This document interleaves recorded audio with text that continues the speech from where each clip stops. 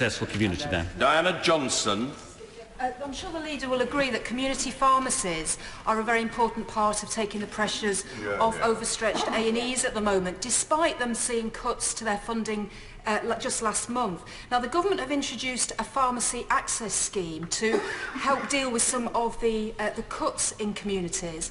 I was really surprised to see that in the Prime Minister's constituency, 37% of her pharmacies will be able to apply for that additional funding. In the 3 Hull constituencies, only 1% of pharmacies will be able to apply.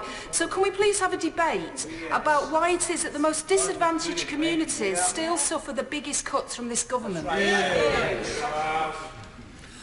Well, I'm happy on the particular point she raised. I clearly don't know the details of the situation in Hull, to ask the relevant health minister, I think my honourable friend, the member for Warrington South, to write to her about this.